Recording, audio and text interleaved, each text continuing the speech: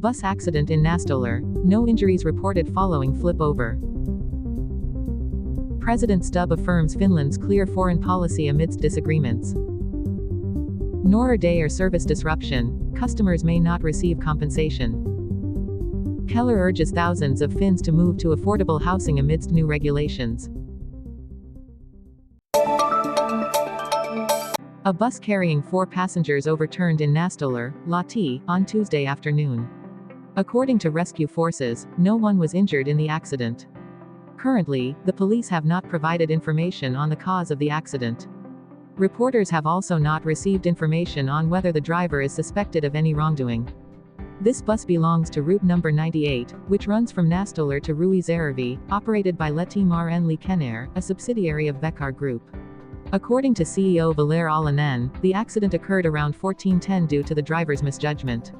In the report, Transport Director Zunas Po stated that the road conditions were dry and there were no technical faults with the vehicle, but the driver made a mistake in assessing the situation.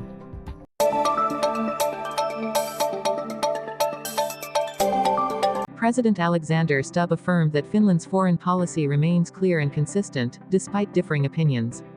In a press meeting in Brussels, Stubb emphasized that Finland may have various views on foreign and security issues, but there is only one common line: adherence to international law. He also responded to the controversy surrounding the views of the chair of the Christian Democrats, Sari Essayah, who opposed Finland's stance on condemning Israel's illegal settlements.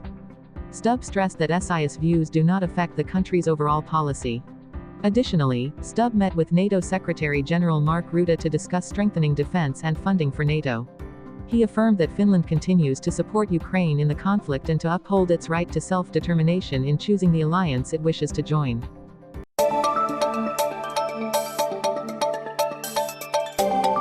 Customers affected by Nordea's service incident may not be compensated. According to the Payment Services Act, service providers are only required to compensate for indirect damages if there is gross negligence on their part. Paula Nular, director of the Competition and Consumer Authority, stated that denial of service attacks are beyond the bank's control, making it difficult to seek compensation. Nular emphasized that the bank's liability for indirect damages is higher than for other consumer protection factors. In case the service does not meet expectations, customers can submit complaints through Nordea's website. Nordea announced that it has extended customer service hours until the end of this week, and online services have returned to normal after experiencing issues from a system update.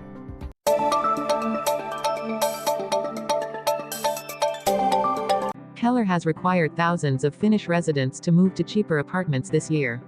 According to new regulations, if housing costs exceed the maximum support level, even by 20 cents, recipients will have to cover the excess themselves or move. This severely impacts those relying on subsidies, putting them at risk of homelessness. After the new law was enacted, over 25,000 households receiving benefits were notified by Kela. The current situation is making it particularly difficult for many young people, especially the unemployed, to find suitable housing. Experts warn that this situation could lead to a rise in homelessness, as the demand for affordable housing far exceeds supply, especially in major cities.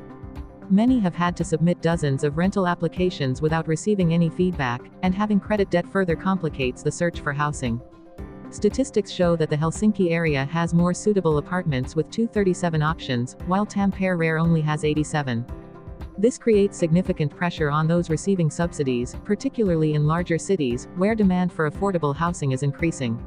Experts believe Kela's strict regulations may increase demand for small, affordable apartments while driving up rental prices.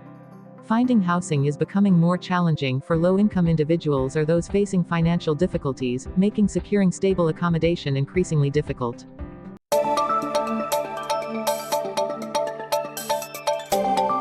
Tuusulanjärvi has been polluted by wastewater from approximately 40,000 people due to a malfunction at the wastewater treatment pumping station at the end of September. This pumping station is located near the Teravanikar swimming area in Zaravanpar, causing a large volume of wastewater to flow into the lake. Many local residents, including winter swimmers like Johanna Mikkonen, have decided not to swim in this lake this winter due to the incident. According to experts, although a significant volume of about 4,000 cubic meters of wastewater has been released into the lake, it has a capacity of up to 19 million cubic meters, allowing the wastewater to be quickly diluted. However, swimming at Tuusulanjärvi is still advised against until new water quality test results, expected to be conducted on Thursday this week, are available. This incident has also sparked discussions about relocating the pumping station to avoid similar issues in the future, especially as climate change may increase short-term rainfall.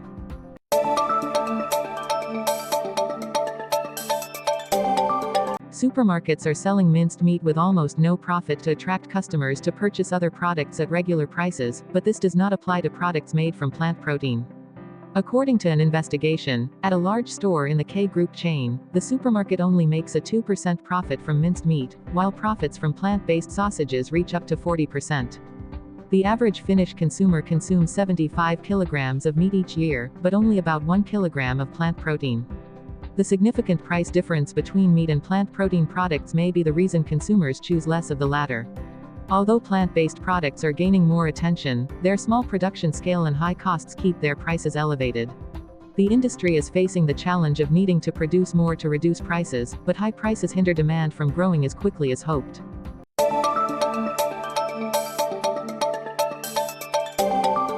Finnish consumers are tightening their spending in response to rising living costs, and this is affecting the consumption of reindeer meat. Instead of choosing reindeer meat, they are prioritizing cheaper meat options.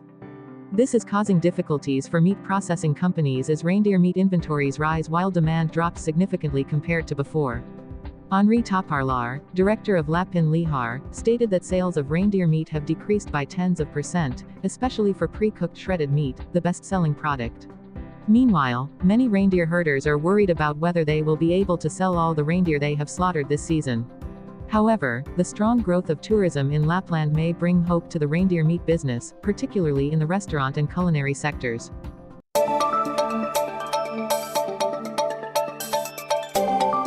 Vantaa has committed to intensifying its campaign against bullying, particularly in the coming year. One of the measures is hiring school coaches for all secondary schools in Vantaa. These staff members will serve as trusted adults to support students and promote community spirit. Reports indicate that bullying tends to decrease in schools with youth activities. A study found that up to 1/3 of bullying incidents occur less frequently in places with youth workers compared to those without. At Kilteran School, coaches have been present to assist students and minimize bullying. By 2025, Vantaa plans to invest more in the welfare of children and young people, while also enhancing city security, where the crime rate is the highest in Finland. The school shooting incident in Virtola has also raised concerns for students at Kilteran. In such situations, the role of the coach is to be a safe adult for students to share their anxieties with. With the establishment of the Kiltsu crew, students will also participate directly in anti-bullying efforts, contributing to creating a safer learning environment.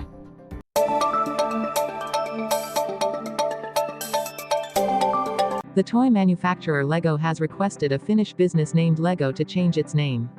If the request is not accepted, the case could have gone to court. Leggo, a company specializing in selling children's clothing, will change its name to Vainio. According to CEO Otto Vainio, Leggo believes that the similarity between the two names could confuse customers.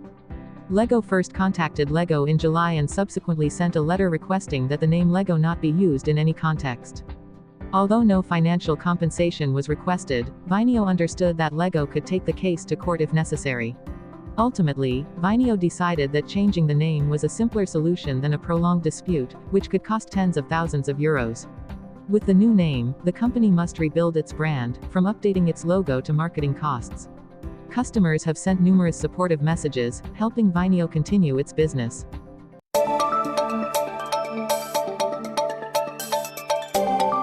According to a survey by Academic Work, Finnish youth are most interested in working for large companies like Google, Supercell, and Kone.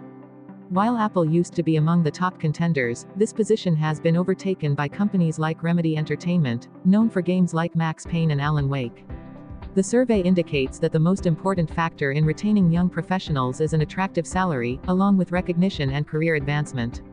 However, smaller companies can still make the preferred list due to their positive employer image. Additionally, young people show flexibility in changing jobs when necessary. For them, salary, recognition, and work-life balance are crucial factors in career choices. This survey was conducted with 2,562 young people currently working in Finland.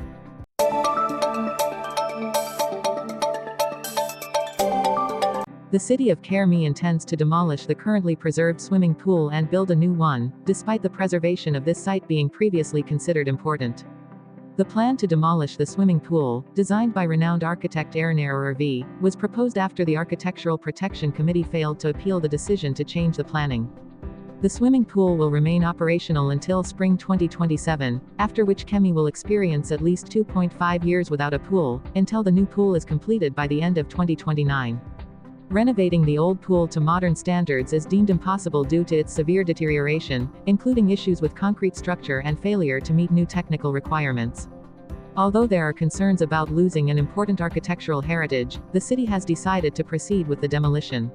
Concurrently, Kemi is also considering the fate of the adjacent Girls' High School, another preserved building, which may either be renovated or demolished to build a new educational facility.